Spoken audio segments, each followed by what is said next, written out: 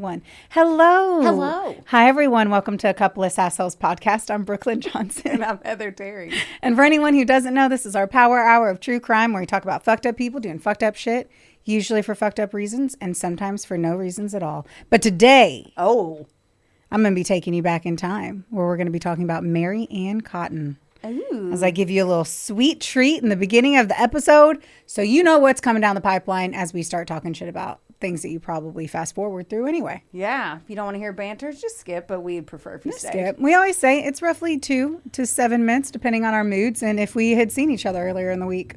That's right. I was like, what the fuck was that sound?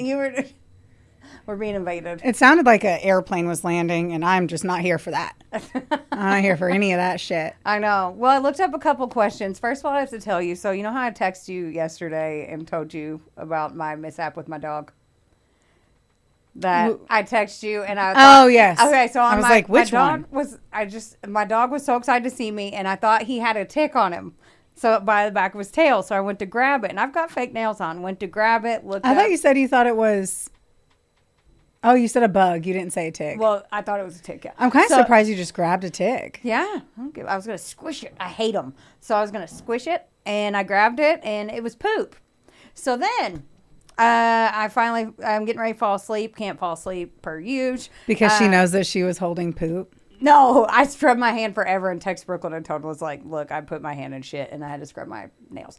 Was it smushy, or was it like baked smush. in? Oh. It was fresh and smush. Blech. And then, so I'm laying there, and my dog, my Trixie, sleeps in the bed with us. She's a little chihuahua, and she's laying there, and I'm like, she's acting weird. And then all of a sudden, I look over, and I'm like, are you okay? I went to pet her hand, and I stuck my hand in dog vomit in the middle of the night. And it was on and Will and I we don't share blankets well, so we have our own. And no one could possibly share blankets with Heather. She's a fucking cyclone. And so is he. So we have our own. But it got on both of our blankets. So at 12:30, he was sleeping and I had to take his blanket off of him, take mine. And then so I was up like all night.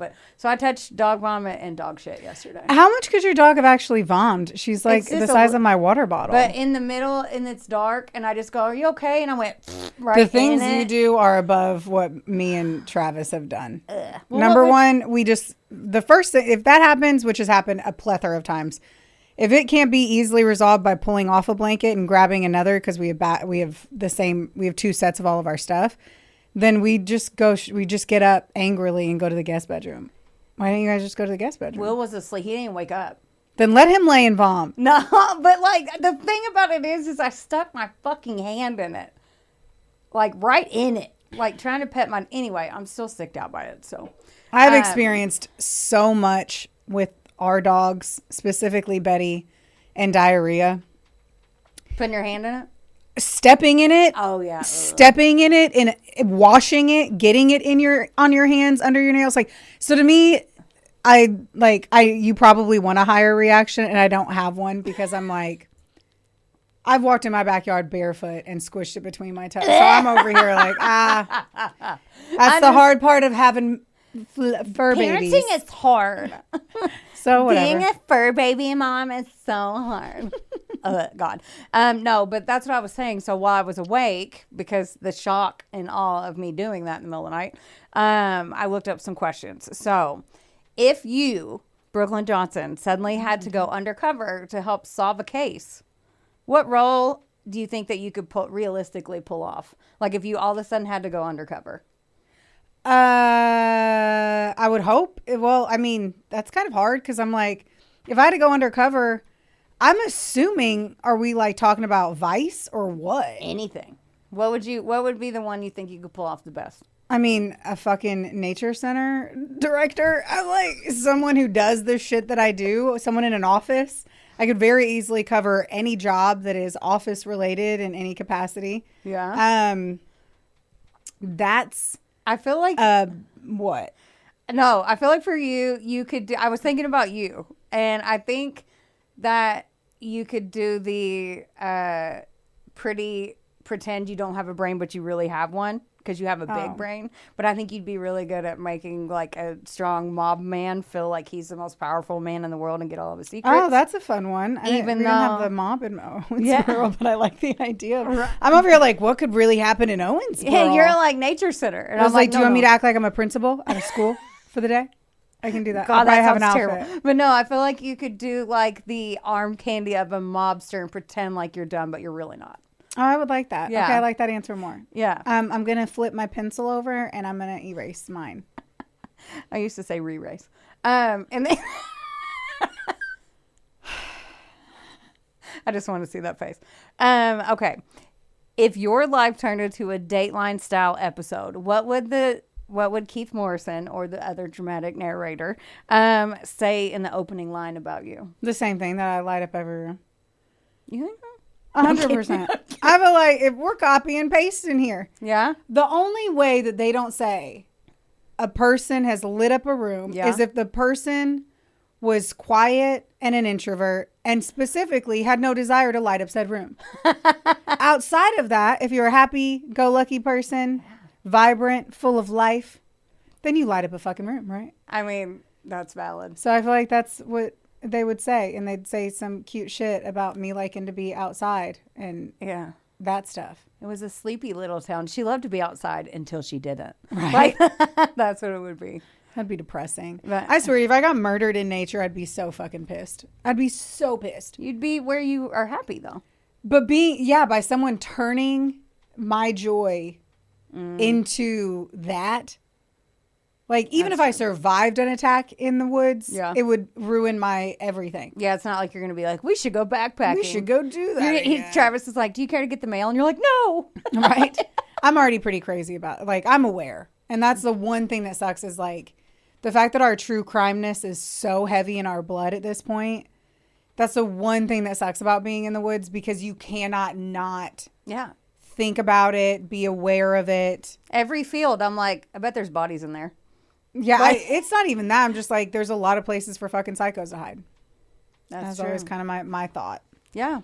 Well, thanks for that. No problem. I enjoyed it. What would you do if you were going to go undercover? What would I do? Mm-hmm.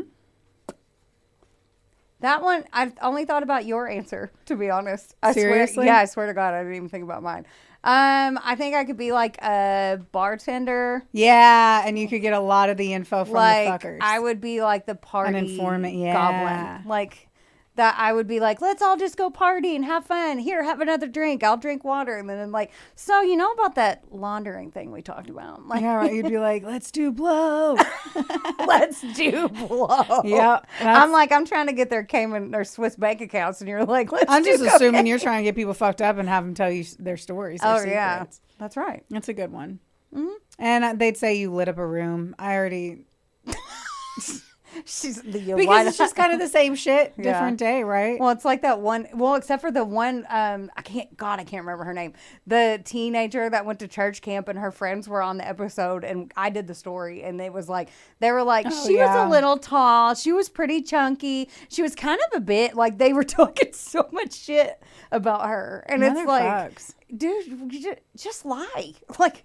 Say she liked dogs and maybe 3 people. Right? Like, you don't have to say the truth. Yeah, heavy G liked to eat. Not just in front of the camera. Yeah, just say it. Yeah, fold up a note and pass it to your friend. Jeez.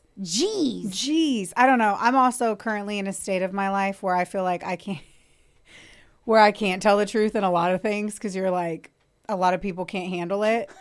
You know what I mean? Yeah. You can only tell the truth as like an outsider person, to where you don't want to get your head cut off or like get yelled at. Like, it's so hard to be able to tell the truth and finesse it in a way that people don't take it like you're being a complete cunt. Yeah. But at the end of the day, you're also like, dude, I'm just trying to help you hold yourself to a better standard. That's all I'm saying. She's not talking about me. Right? Heather needs to get her shit together now. Oh, I've been trying to get my shit together for about 40 years. Okay. I'm going to jump in today. You're jumping in? I'm jumping in today. I am going to get them readers on. These are actually prescription. I am not old enough for readers. I've been wearing glasses since I was 20. But you put them on to read. because I know. it's an astigmatism. So yes, readers just magnify. Oh. Oh my God, you knew that. All right, Britannica, Wikipedia, History Hit, BBC, British Newspaper Archive, mariannecotton.co.uk, video on a website. It's Masterpiece, Joanne Froggatt on Marianne Cotton, and then Dark Angel on KET. Watch Dark Angel on KET. Dark Angel. Okay. It's like PBS, KET. I don't know what the fucking difference between those things are, but it's free on Tubi. So PBS type in Dark Angel on Tubi. KET's the Kentucky Educational Television, so that's ours, right? Yes. And then PBS would be the... But they show up under... I don't care. I'm not going to get in the weeds on it. I'm going to text you that name.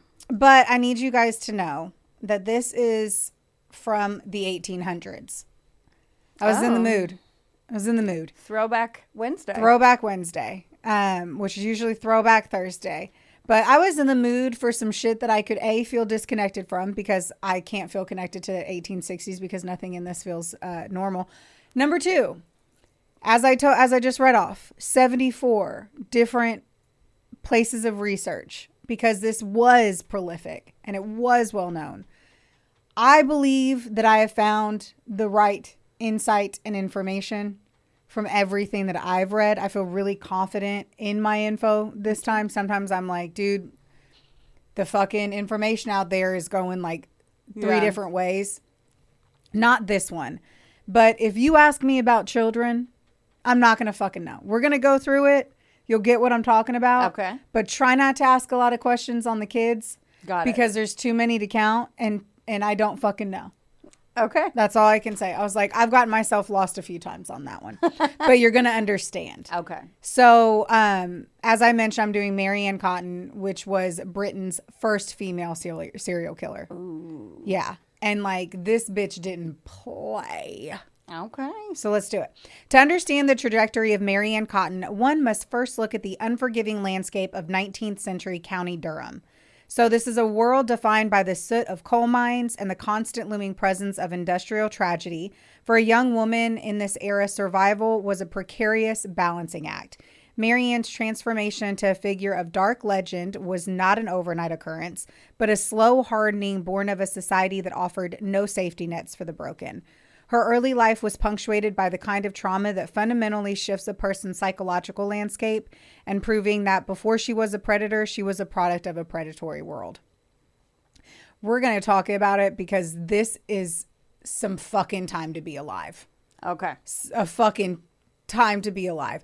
I love history, and I've told you before I want to go back in the 1800s and the 1600s. Like, if I got lucky and they had a time machine that was really cheap and they were like, you could do it, that I just want one day. Just a day. Oh, Yeah. I was like, well, your A day life expectancy, with you're my probably older. Snoot being turned down, because I'm a scent person and I would not be able to live there. But I'm just saying. So Marianne Cotton was born on Halloween in 1832, before Halloween was Halloween. Oh. I realized that because I was like, I don't think Halloween was a thing yet. The defining moment of her youth came in February of 1842, when she was just 10 years old. I'm going to reference the show Dark Angel so hard because it was done through like PBS. They did a ton of research on this, and I watched all of it today. And so if there's a point that I feel like contradicts, I'm going to bring that up. That does not mean that I am a twat who believes that TV shows and dramatizations are it. But because everything that happened in that is through my research, I do feel like that information is pretty solid. Like, it checks out. Yes. Got it. Now, I did the math from her birth date, and it says she was 10. In the show, and everything else says that she was 8 when this happened. So, fuck Math the and 2 facts. years, right? Okay, so the defining moment of her youth came in February of 1842, when she was 10 years old, or 8. Her father, Michael Robson, a colliery sinker, fell 150 feet to his death down a mine shaft at Merton Colliery. In a detail that, because I accidentally hit print front and back today, underscores the brutal dehumanizing nature of Victorian poverty, his remains were returned to the family home in a fucking wheelbarrow, in a sack bearing the stamp property of the South Heaton Coal Company. In a wheelbarrow and a sack? Her father died, and they threw him in a bag and wheeled him there in a wheelbarrow and walked away. Yeah. This act reduced a father and a husband to a mere piece of company equipment. Right. A grim reminder that in the eyes of the industrial machine, a human life was merely a company asset to be used and discarded. Anytime we have the desire to complain about the world we live in, we need to remember what life was like before the stupid fucking iPhone. Right. Shut the fuck up. Pull up your britches. Get after it. Or just remember the shit that was happening in the 1800s. Before this tragedy, Mary Ann's reputation was that of an exemplary Sunday school student at the Merton Wesleyan School. Her superintendent described her as a girl of innocent disposition who was remarkably clean and tidy. However, when her father's death led to the immediate threat of eviction, since their home was tied to his employment, that innocent disposition was forced to contend with the cold reality of the streets. This collision between her childhood piety or religious devotion, I put that in because I was like, I don't know that. I didn't know what it was. Oh, yeah. And I figured you didn't either. Good So assumption. she was religious at the time. And the predatory nature of Victorian economics likely forged the survival instincts that would later manifest into a much more fucked up version of who she becomes. So by the age of 16, she left home to work as a nurse in South Heaton. Could be Hetton. I don't know. I'm not here for that. Beginning a journey that would lead her away from the coal pits of her youth and into the domestic spheres of her first mirage or marriage. Mirage. She went to the desert for the first time. And she saw a mirage. She thought she saw water. Gets over there. It's not water. It's a Bizarre. shadow. In the mid 1800s, gastric fever was a fucking ubiquitous and convenient diagnosis in everything. In an era where infant mortality was high and sanitation was poor, the symptoms of stomach ailments were often accepted without question as natural tragedies. This medical ambiguity served as the perfect veil for Marianne's early crimes, allowing her to hide the evidence of arsenic within the statistical noise of Victorian death rates. Now, let's keep in mind here at the time there is no birth control, okay? So sometimes parents or mothers, maybe only moms, I don't know who did this, but I'm not certain, would actually poison their children should they not be able to feed them. Oof. That's what we don't really stop and remember because we all know this. Like they were Yeah. thrown into poorhouse. We've all seen Les Miserables. They weren't killing their kids, but fucked up shit was happening. I've never seen Les Mis.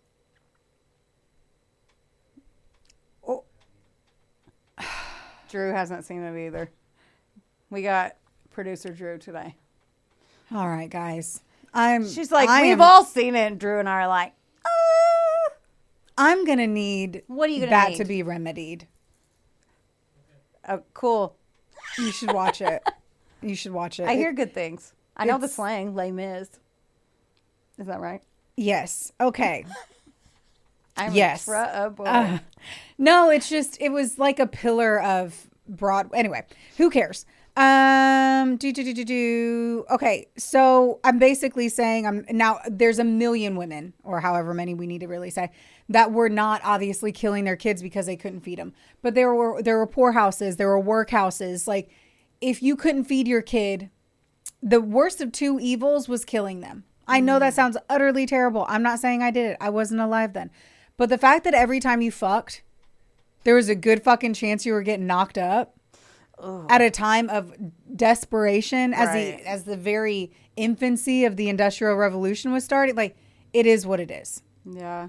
I just have to say it.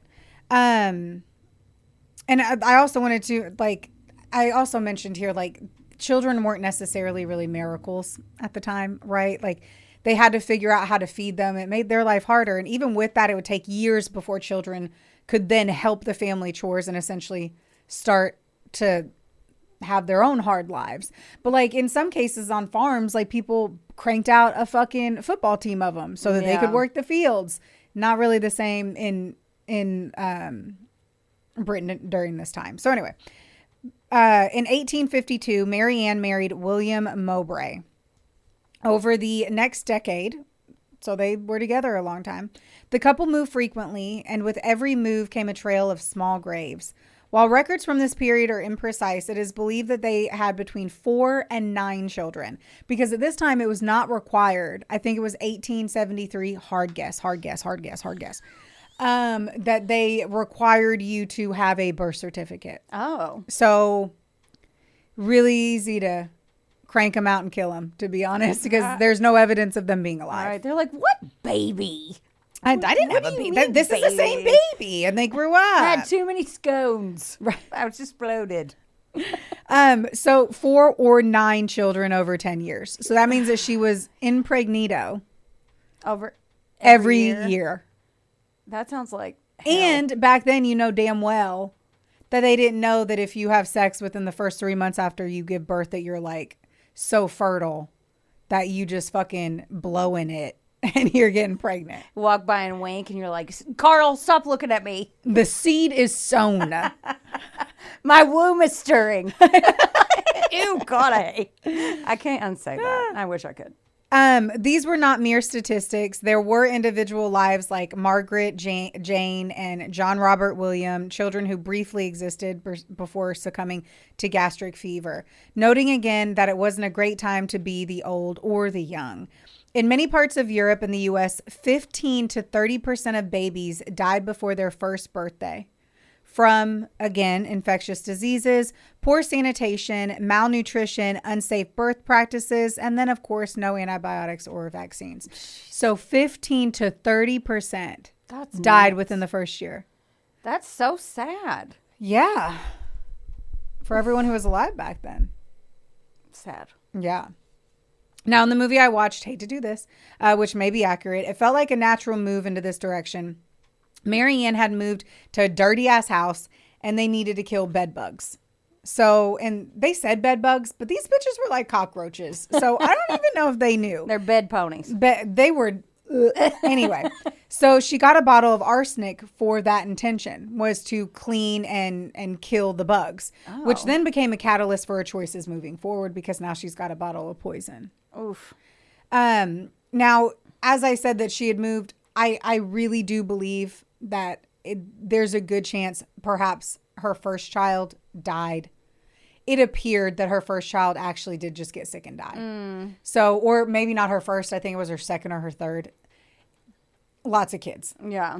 Where are we? Now, I wanted to say too, imagine being pregnant a million times and the whole time your husband's working on a boat and you're working and he's barely bringing enough money back and you're fucking pregnant and every moment, as I mentioned, because it's pretty much like 3 months a year you weren't pregnant. That's terrible. It's like she gets the summer off. Right. Like she's in fucking school teacher.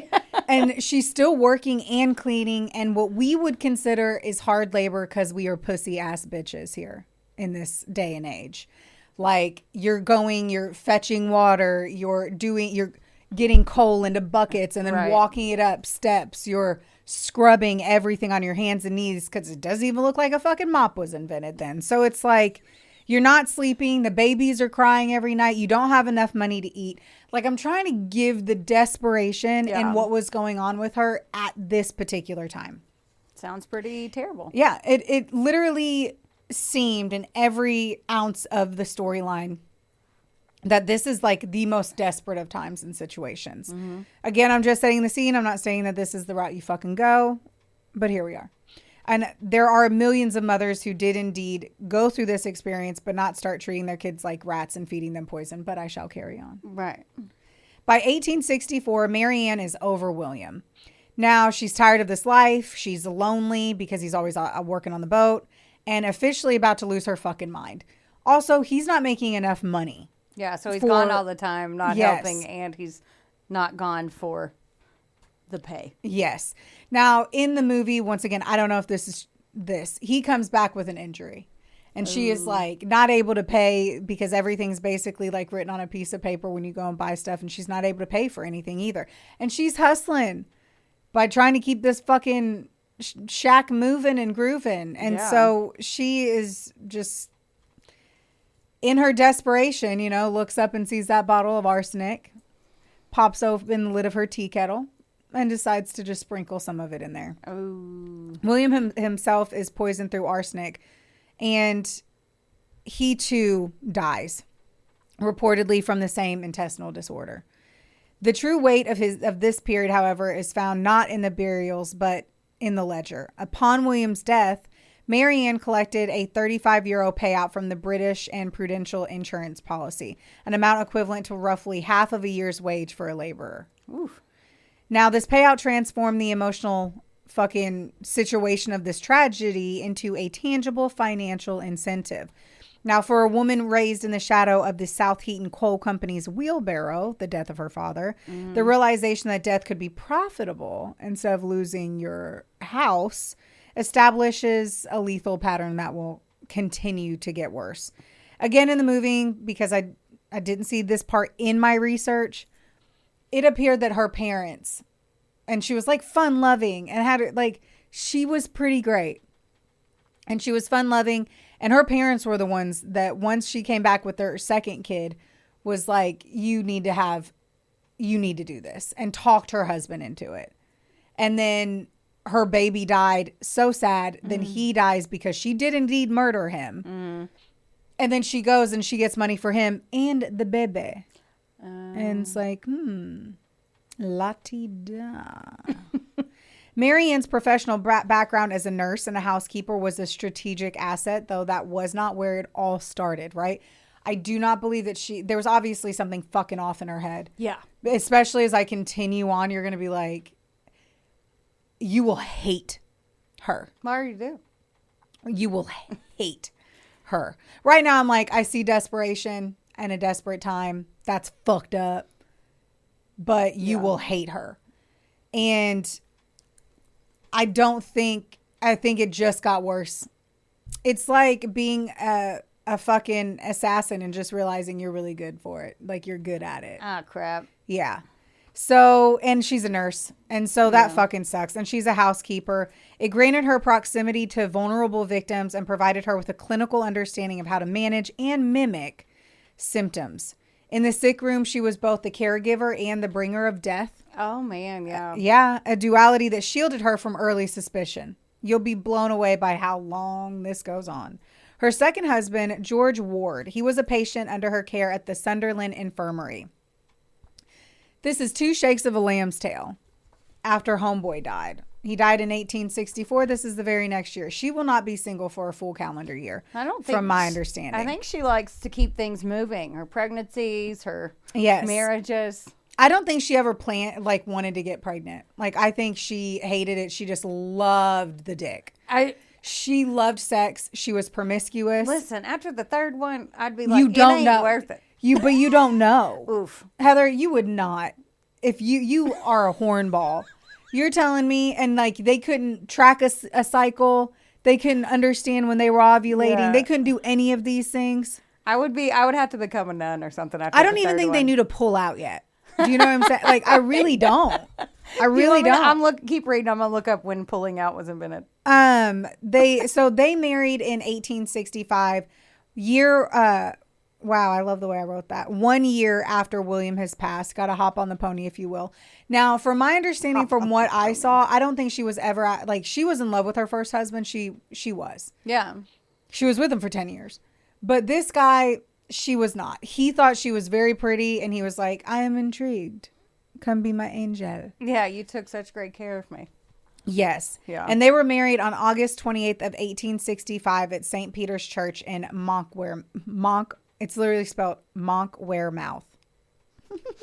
Again, women really could not survive at the time without a husband. We all know this. Like, you had to be married. Oh, yeah. They didn't have a brain without them. Right. Wait, right. I'm just over here with my tits and my vagina, but like, what do I do? I need someone to tell me what to do with my tits and my vagina. Besides push babies out and bake pies. Like, if they were even lucky enough to have sugar. Like, God, I'm like, ain't nobody was baking no good pies. Fuck. Now, within a year, Ward was dead on October 20th of 1866. Oh. Though he had been ill, the attending doctor was notably surprised by the sudden nature of his passing. It was a missed warning sign. The medical community's habit of using labels like English cholera or English typhoid as convenient catch-alls allowed Mary Ann to collect yet another insurance payout and move on to James Robinson. Now, the movie, because I have to do it like this because I saw a fucking movie. And it wasn't a movie, it was a 3-part series. But it literally, like, doctors at the time, they just walk in dead body and they're like, okay, and cholera, you know, like no one was cut up. Like we weren't were doing autopsies up in there. They're like, oh, that's gastric fever. He Yep. was like, I'm just sleeping. They're like, right. And it's just the same thing every day. Yeah. Like you get a bad case of the diarrheas and you're out by noon tomorrow, you know? They didn't have any electrolyte powders. They didn't have that. Oh my gosh. Did you find out when the pullout game began? I did. It's called coitus interruptus, by the way. I waited until you were taking a drink to say that. That's beautiful. It is. It's likely the oldest form of contraception in use of thousands of years before formally being recorded. Its earliest known written mention is in the Bible's book of Genesis around 1500 to 500 BC. So they did know. Jesus pulling out in the Jesus Bible. taught us. Drew. Jesus taught us. Drew, did you know this? You know that stuff. You did? Next time, raise your hand and say you know that God knows. Oh my gosh. You didn't want to coitus interrupt us? Okay, anyway, that breaking news. Okay. I did not know that was me and in the good book. We have got to read a Bible one day. I have done. I've read it through 3 times a million years ago. I did too, but it doesn't count because I couldn't understand. It was like reading Shakespeare. I can only understand that now. Okay. Wonderboy Media is not only the proud producer of this glorious magic imploring your ear holes right now, but they're also a big deal. Get in touch with them today to make all of your dreams a freaking reality. From using their bangin' ass podcast studio, where we are right now, to creating amazing videos and editing our content like the mystical mavericks they are. Your podcast can go further when you have a Wonder Boy. Hit up Drew today at WBOYmedia.com. Or text him day or night at 270. Just kidding. Does your face look like a mugshot lately? Then it is officially time for you to visit Hetef Aesthetics in Owensboro, Kentucky or Nashville, Tennessee. That's right. Go see our girl Amber Teasley and her team because they'll have your face and your skin look like a damn filter. And their staff is absolutely amazing. It's like a mini Botox party, which personally is my favorite. You leave looking fresher and you don't have a hangover. Another good thing is that if you go in there and you tell them that a couple of sassholes sent you, you get 15% off of everything. That's unbelievable. So if you have been considering getting that glow up and making that ex jealous, it's time. If someone ingests a significant amount of arsenic, symptoms can start within minutes to hours. Oh. So, and because I want to tell you what the death would have been like. Okay. Severe stomach pain, often described as intense burning or cramping. Oof. Uncontrollable vomiting and diarrhea, sometimes bloody. Oof. Dehydration leading to weakness, dizziness, and confusion. Headaches and a metallic or garlicky taste. Heart rhythm problems and low blood pressure. Seizures or loss of consciousness in severe cases. And then people are often very aware of what's happening at first, which makes it exceptionally distressing because they fucking know they're dying, especially at that time.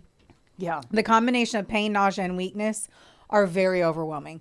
So the deaths were devastating to watch. Devastating. Yeah, it sounds terrible. Without any treatment, which I don't even know that they had treatment for arsenic poisoning at the time. Yeah, what are you going to do? Drink this water? Nothing. The body starts to shut down. There's an electrolyte imbalance from fluid loss, kidney and liver damage, circulatory collapse, or you go into shock, and then cardiac failure. Awful. This stage can take hours to days, depending on the dose. Oof. Now, chronic exposure, which is small doses over time, which mildly appears to be what she did to her first husband, William, perhaps not with the second. This is how, and in most cases when people do arsenic poisoning, they do it slowly, which sucks. Gradual fatigue and weakness, skin changes like darkening or lesions, numbness or tingling in the hands and feet, and then ongoing digestive. Digestive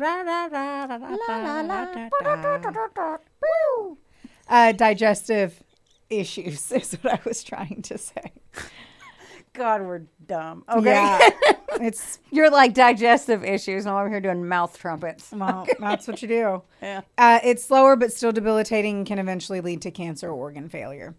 Now, she's about to get addicted to this experience, right? Oh, no. She has just busted down the door of her 2 husbands and some of her kids. Well, she's getting money, and she's also doesn't have a lot of control over the rest of her life, it doesn't sound like. Correct. So she's like, ooh, it's like... And you don't want to have to fuck with kids. Like, even she did not care.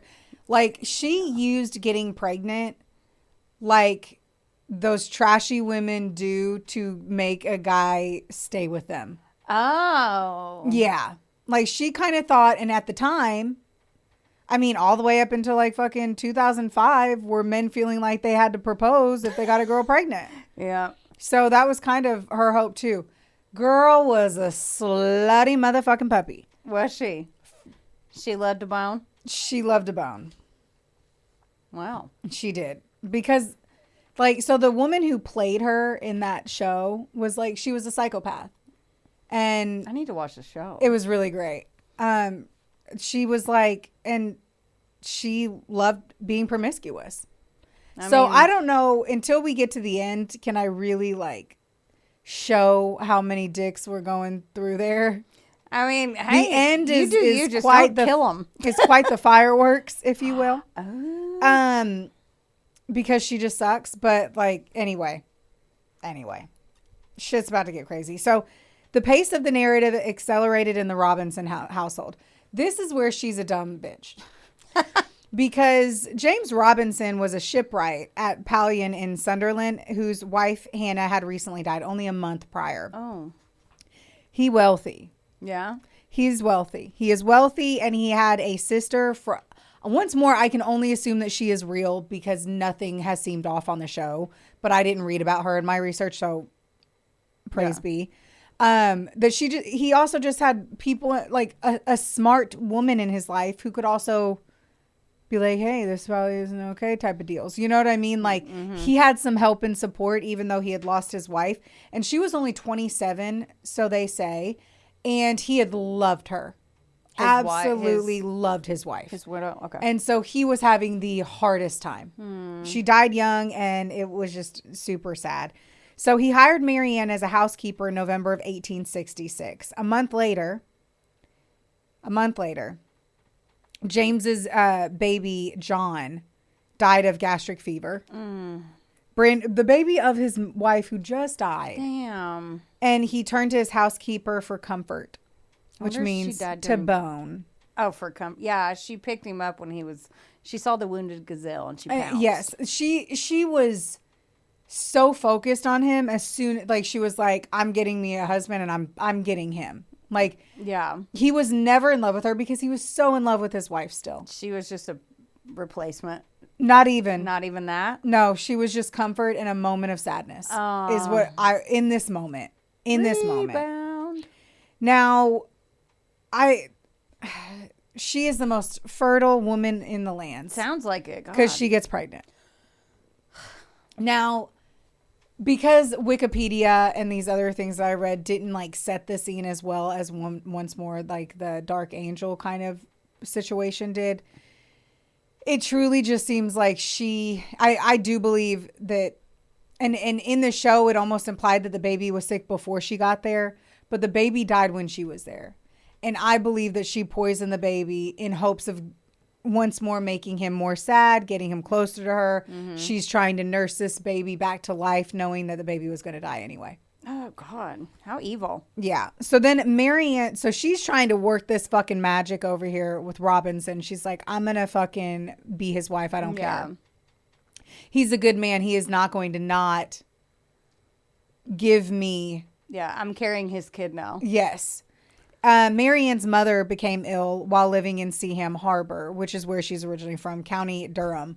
Now, this time, not gastric fever, but rather hepatitis. Like, she was just sick. She comes to her mother's aid, and although she is recovering, once her whore of a daughter comes, she starts to complain of stomach pains. No. In the show, because, again, I don't understand why she would kill her mother, which is why I believe the research, they found something in this. Because why would she kill her mom? There's no reason to kill her mother. She wasn't getting insurance from it. Nothing like that. Is it just baggage or something? Her mother had said to her, 2 husbands, two dead, and mentioned how many kids of hers had died. And she was just like... She was on to her? Yes. The jig was up. She was kind of like, what are you doing? Like, are you doing something? And she's like, we shouldn't fight. Here's some fucking tea. We shouldn't fight. Let's have a tea. Have a tea. Yeah. Just a tea. Just one. Yeah. Have a tea party. Everyone drinks tea. Everyone drinks. You go first. Yes. Anyway, she died at age 54 in the spring of 1867, 9 days after Mary Ann's arrival. Jeez. Within the same year, Mary Ann's stepfather, George Stott, who apparently it seemed like she really loved him, like he seemed great, married his widowed neighbor, Hannah Paley. And I don't, like, these motherfuckers, man. They get married so fucking... They're like, I'm nothing without a wife. Hello, neighbor. I'm like, where did real, like, you know, the love that, like, explodes on the fucking MRIs of your brain or the brain scans where they can, like, see... I wonder if any of these fucks at any time besides like the lucky like barrelfuls of people were actually in love. Like, yeah. Like I wonder if they ever even knew real love. Right. Because it just didn't seem to fucking matter. It was like, you're single, I'm single. Might as well. I need somebody to clean the house. I need somebody to pay the bills. Like, I don't. All right, now back to her life with her new husband. So at some point, she is able to coerce him into marriage. And he literally, like, feels... I say this from the show because, once more, I don't know this, but because it's not written in anything, and I just assume maybe it's right. And maybe I should stop referencing it. But because I just think it's important for this guy, like... He was still so sad over the loss of his wife, and he was in love with her, but he had gotten her pregnant in a moment of essentially weakness, and she wanted to be married to him, and she was the housekeeper and took care of the kids. And so he just kind of like did it. It was probably like, well, this is the right thing to do. I probably should. Yes, but I don't feel any of the like longing like what her second husband or her first husband felt. He never even got to really mourn his wife, and he felt guilty the whole time that this was happening. I get that. So whether or not that was created for TV drama, it makes sense. I mean, whatever. You watched a movie, you did your research, and that's your opinion, and I agree. So who gives a rip? That is true. Shortly after Marianne's arrival from returning, right, one of Robinson's children dies. Soon after, Marianne's own daughter, Isabella Jane, and two more of Robinson's children, Elizabeth and James, all perished within the same 2-week span in 1867. This is so sad. So the way they played that out is that he said that he couldn't do it for his children, that they weren't married yet. That he had said, I can't do this to my kids. I'm not going to get married. And so then she killed his kids. And then he marries her after that. She is kind of a twat. Isabella Jane in the show was like her favorite, was the only one that she hadn't really killed, to be honest. It was the only one that was still alive, right? And that she used a specific tea kettle. This tea kettle is in a museum today. It is? It is. Oh. I saw it on the BBC website.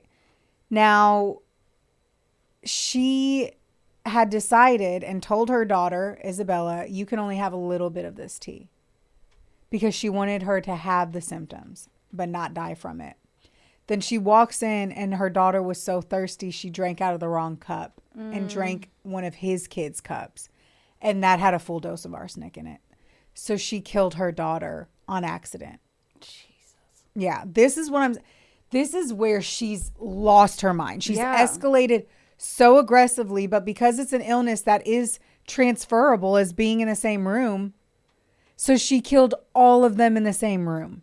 Oh my God. And no flags are being thrown on these plays? No, How? none at this point. How are, I'd be like. Because it's like getting. I know, but still. The flu, any of it. True. If it's brought into a room, they're young kids. We just said 15 to 30% were. That's true. That's why I had to look to see what the death rate was at that time. That's true. Like, it wasn't shocking. They were all over, there's kids going to school, yada, yada, yadas. Yada, yada, yadas. Yada, yada, yada, yada, yada. I knew you were going to. All right. So James Robinson, however, became the rare individual to survive Mary Ann Cotton. He did. Yes. I can't believe all those kids died. That's so sad. All of this is sad.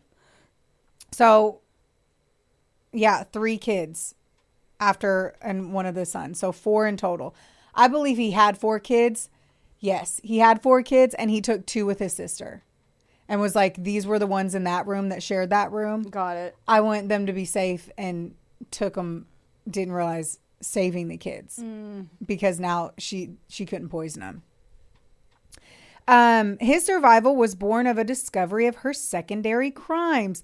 Look at this bitch. Okay. He found that she had run up massive debts because she could put them on her husband's tab, right?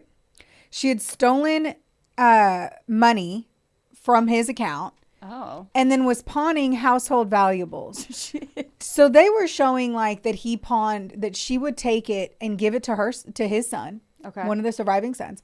And she would have him pawn it. Oh. And then eventually the husband finds out. Now it's like, she was like, it was only my things. And he's like, it was my wife's ring and her lace that was going to go to my daughter. No. Like, yeah. But obviously he finds out, so he gets everything back. I'm making that assumption, right? He found out he could go and buy it back. But wait, didn't you say he had money? yes, So why is she doing that? because she lost it? Her marbles? was running up tabs on his stuff and wanted more money. Oh, and it's not like they had a joint bank account. No, right? Okay, got it. no. He gave her an allowance for like the housekeeping side of things. But that's it. But she, like, I think she realized that she was running up too many tabs. Man. And then it didn't take long for him to like see this whole All of a sudden, situation shit unfold. started- He walks in to sit on the chair and he's like, "Where's my chair?" And she's like, "I don't know." Like he literally Yeah. was just like, wow. Like, That's so sad. He was like, I stuff. can't believe that I've gone through all of these things. Yeah. Lost my wife, so many of my children, and now I am tied to you in wedlock, and you're a liar. Yeah. And Unbelievable. selling the wife's shit. That's fucked up. All of this is fucked up. Yes. The whole Because she acted like it was her shit, and it's like, you don't have any shit. This is the other part that I don't understand. Shit. Is like, why exactly did she go to such lengths to get more? Like, you're living in a beautiful home. Yeah, chill the fuck out, Cotton. What's her name? Like, Marianne? like, Yeah. what is the need for you to do that? What were you doing with the money? And she would literally like just buy more shit. Yeah, that doesn't make any sense. She just was getting away with it. She just probably wanted to see how much she'd get away with. And I don't know how much she really. Yeah, you're right. I You're mean, she was 100% like, right. I can kill anybody. Let me see if I can steal some shit. Yeah, Right now from you're under totally his right. nose. I'm gonna run up all these debts for you to pay, Cocky like, bitch. because she was getting like clothing made, and they were like, "We're gonna need you to like actually settle up your tab before we make any more orders for you." Right. And he was like, "I'll call your husband on it, like because they're the ones that manage finances. They know that." Yeah. So that was already happening at the time that she's having her son, his son pawn shit, That's crazy. his And mother's stuff. And I wonder what she told the kid, like, to get, like, go do this because of XYZ. You know what I No, mean? she I'm was just like, "Will you pawn this for me?" And he would just go do it. Damn. No big thought, unfortunately. Crucially, he had resisted her persistent pressure to take out a life insurance policy. He did. Yes. By protecting his finances. That was the whole purpose, was protecting his finances. He unwittingly saved his life, eventually throwing her out Good for him. and retaining custody of their son, George. Now, this guy, like I mentioned, he did have money. He wasn't a laborer like the others. He was a fancy man with a beautiful home and a big brain, and go him. But the best situation that she had, yeah, she threw away by stealing and lying. she's trash. So, like, she truly, at that point, once she got married, she could have stopped doing any of this. Yeah, why are you still gaming? It's Yeah, gaming and 100%. killing. No 100%. fucking reason. This isn't a season of passions. Right. We don't need to tune in for the next You don't- episode. just chill the fuck out. Let Clean it the be- house, make some soup, and shut the fuck up. Exactly. Exactly. So she's cast out and living on the streets. Marianne's desperation led her to the door of Frederick Cotton. The final phase of her freedom was marked by a chilling lack of restraint. She becomes a bigamist. Having never legally divorced Robinson, she entered the Cotton household and began systematically clearing the obstacles to her next intended life. So I have to say this in the show, because I'm going to let you know that at the end, she killed a friend. It mentions it in Wikipedia that she killed a friend. In this one, her best friend, her only friend of her entire life, her brother was Frederick Cotton. I'm super curious if this is true, because once more, they listed that like in one of the 800 things, because they're always going to say they don't know if she killed between like 11 or 21 people. Right. But in the part, it is listed that she killed a friend. And then in this reenactment of what happened, she literally poisons her best friend, whose brother, she was taking care of their family. So Frederick's wife had died, they had kids, and her sister came and she was living a really happy life with her brother. Right. And was really happy taking care of his kids and helping in the family. And so that night she literally kills her friend and then fucks her brother so that she can replace the best friend of her entire life to then marry him in an illegal marriage. That is... I hate her. What did I tell you? You were right. You fucking hate her. Now, I truly don't know if that played out that way or not, or if I'm choosing to think it did. It's fine. Well, it gets worse. No. Because within that short span, Frederick Sr., Frederick Jr., and the infant Robert were all dead. She killed all of his kids, except for one. Yeah. And once again, she cashed in on the insurance policies. She then rekindled a romance with a former lover, Joseph Natras, who moved in as her lodger. So she killed... This is where the only part where I was like, I don't know. She had to have just killed him. Ignore what I was just going to say because I'm like, I walked away maybe in that moment. But so she had killed Frederick and then her his son and then the youngest son. And gets the insurance money, has this little space, and then has a new lodger. Which in that show, it showed that she was fucking him through all of her marriages. I'm sure she was. So, I mean, for him to be called a lover and she was only married every 5 minutes. I mean, for someone who's killing an entire family, she's killing entire families.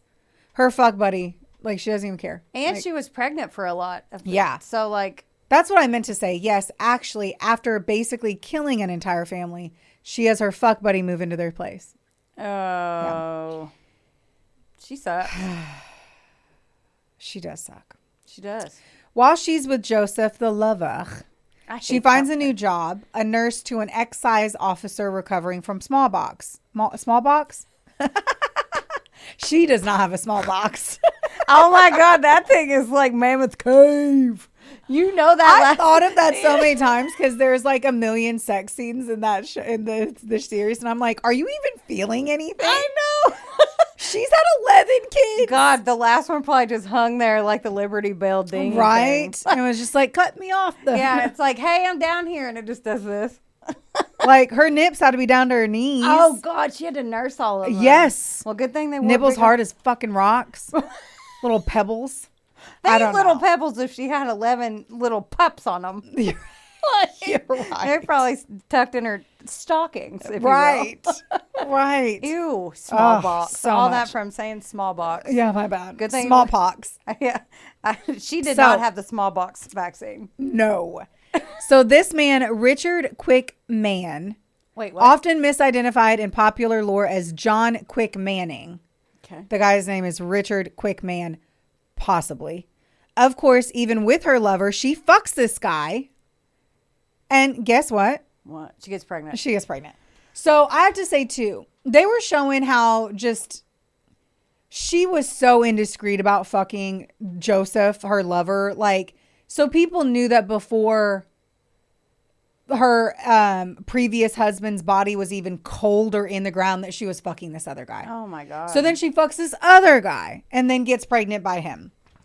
Now her belief is that she is going to be like that he will be with her and he is loaded. Like his house is way bigger than her previous man's house. Quick man? Yeah. Okay. But no, in this, and I believe this too, like I am going to believe this because it is sensational. Okay. She's like, I'm pregnant. And he's like, no. He's like, he had heard rumors from the town of her shacking up with Joseph and him, all while her husband's body wasn't even in the ground. He was disgusted. He was like, why were you? I'd act like that baby is the other dude's. Nope. It's like, no, you were a fun time. He goes, I'm healed and I no longer need a nurse. And if I was going to get a housekeeper, I'd pick one without a family. Oh. Like he was a dick. But she was also like coming on to him and shit. Like she was. No, she's trash. Yeah, she Trash. utter trash. Mary Cotton trash. Yes. Yeah. God forbid she didn't get syphilis through all of this. Yeah, how is she not like... Because she didn't pick shitty men. Oh, true. Well, even, I don't know. I don't know either. So Joseph Natras, I don't know. Yeah. He died in 1872, conveniently after revisiting his will for Marianne. Again, from gastric flu. So he revised flu. his will to her, and then She killed him. Yeah. Yeah. Fucking mad. And so, yes, this love affair between them, I don't know if any part of it was true, but he seemed like the only one that she had really wanted. And then the second that she got him and he was lodging with her and still her stepson, there's still a little boy there, a 7-year-old boy. She is just, by this point, she's a raging big pussied bitch. Like, she sucked.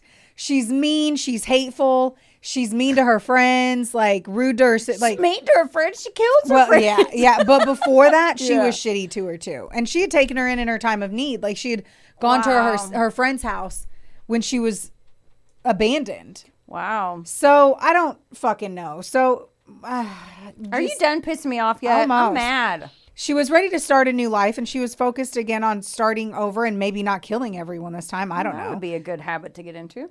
And at some point in this, like, fuck her anyway. But 7-year-old Charles Edward Cotton was the last obstacle in a way. So Charles was a child of profound isolation because he lost his father and his siblings. Yeah. And he was left entirely in the care of a woman who had killed them. And as you can imagine, she had no love for the boy, and she didn't even act like she did. Oh. Like, she, at this point, wasn't faking it like she faked it for Robinson's kids. No, like, she fucking was like, I fucking hate you, basically. Oh, that poor little boy. Yes, her sister ended up, like, pretty much taking care of him. Good. Her psychological state was perhaps best captured by her audacious comment to a parish official. This is where shit is crazy. So at one point, and I don't even know. Oh, yeah, everything's crazy. Yeah. So I'm going to mention that she sends Charles to go buy arsenic at the store.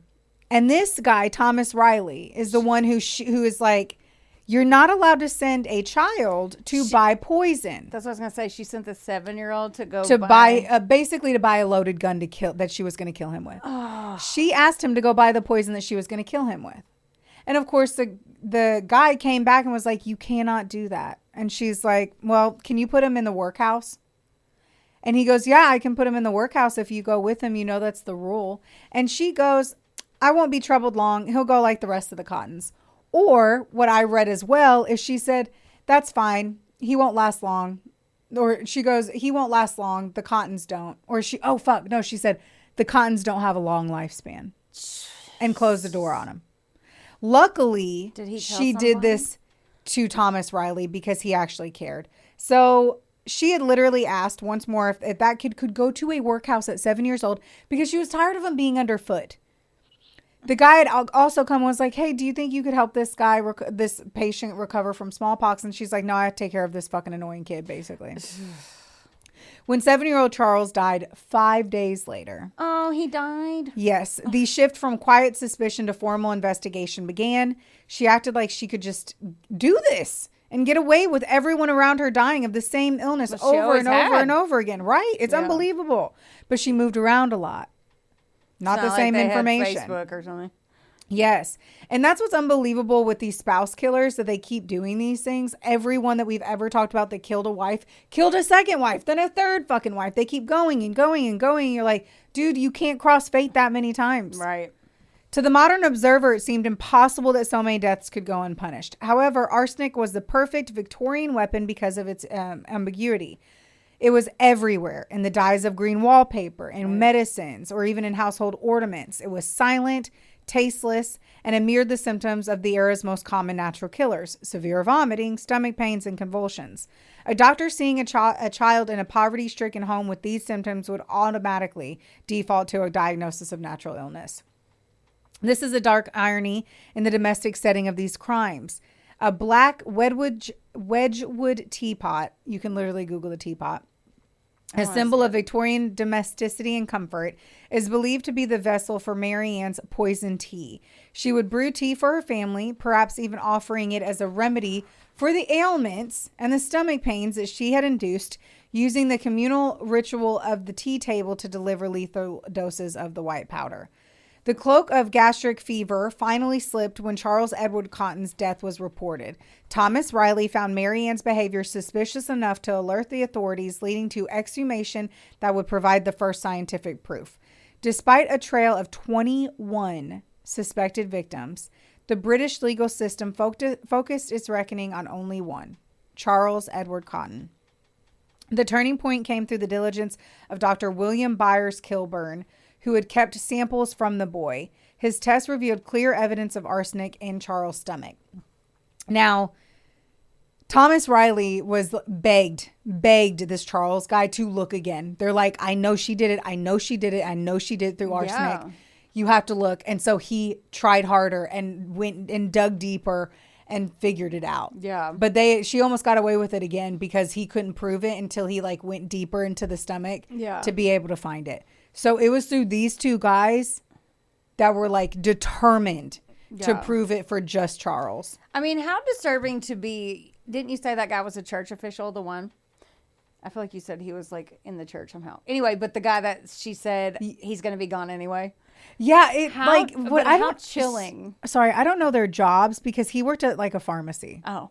I don't know. Like, I'm like a ship what? And then he had a house the size of Washington, D.C. I don't, you know what I mean? Yeah. I don't understand the jobs. Yeah, but so anyway, how chilling would it be to have somebody stare you in the face and be like, put him to work, and you're like, no, unless you go with him, and they're like, oh, well, he's going to die. Boom, how? And then 5 days later he dies. How fucking dumb. Yeah. Like, but and you just try to buy the poison. So chilling.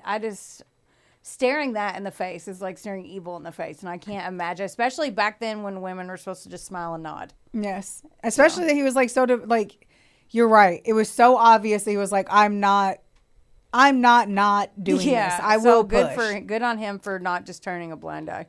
At the trial of Durham Assizes in March of 1873, the defense attempted a desperate green wallpaper theory. Oh, here they go. And even argued that a chemist might have mistakenly used arsenic powder instead of bismuth powder, which was used for diarrhea, while distracted by a conversation. The forensic reality was undeniable, and the jury took only 90 minutes to find her guilty. That's good. Guilty. Guilty. They had to wait a while because she had to give birth to that child. I forgot she was knocked up again. Yes. Where did Margaret Edith was the baby who was born before she was hanged. She died in 1954. And George is the one that she left with her ex, Robinson. He lived, but they just said George. So he lived. Now,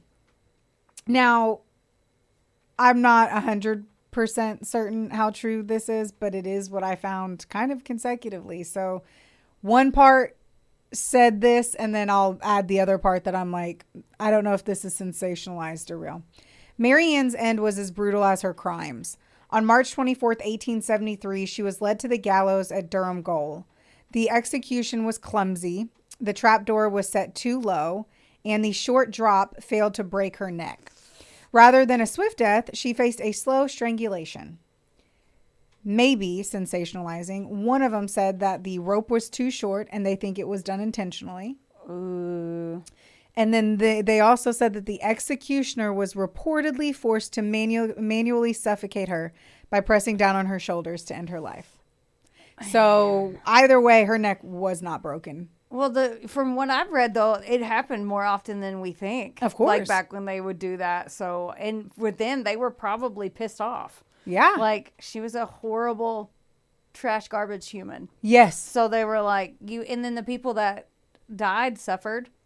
Yes. So it would be for hard days, to keep your feelings and it out looked of it. terrible and horrible. Right. Like, utterly horrible. Yeah. The story of Mary Ann Cotton is more like a chronicle of a serial killer. It's a reflection of a society that failed its most vulnerable, which I guess was women with kids after their husbands died. because I'm dicey on that one. I'm like, she wasn't vulnerable. She was a dumb cunt. It is found that the intersection of desperate poverty, a lack of birth control, and an insurance system that placed a higher value on death certificate than a living person. Right. Let me tell you this, as I just completely jump. Apparently, when Charles died, she didn't go to the police first. She went to the insurance place first. When the 7-year-old died? Yes. And that she was pushing them harder for the death certificate because the insurance was like, we need the death certificate. So she kept bugging them for the death certificate to get the money. And another reason why they kind of like were going fast with like... With her judgment? Or yes. What? Yeah. Yeah. Fuck her. She was undoubtedly wired differently. A woman who saw herself above her menial surroundings and felt no moral conflict in popping off husbands for payment. Right. Yes, she operated within a system that made her crimes easy to hide. Today, the only living remnants of this history are the descendants of the 2 surviving children, George Robinson and Margaret Edith. The names of the others, the children, the husbands, the mother, are largely erased, replaced by the clinical records of gastric fever. In the end, the history of Mary Ann Cotton is not found in the headlines of her trial, but in the quiet, terrifying realization of how easily a life could be extinguished with a packet of white powder and a black I can never say Wedgwood. Wedgwood. That's a hard word teapot. to say. She lost 3 husbands, a lover, a friend, her mother, and 11 children. That is nuts. Of her 13 children, 2 survived, which I mentioned. Jeez. This is the story of Mary Ann Cotton, Britain's first female serial killer. What a bitch. What a cunt. Okay, so then they're like, so why did you do this? To eventually like, and this is what I have to say, because I think this was all ad-libbed. Not ad-libbed. It was written in their fucking storyline. But I believe this is true. Okay. Based off of just how she escalated and all of this shit and how fucking psycho and crazy she was.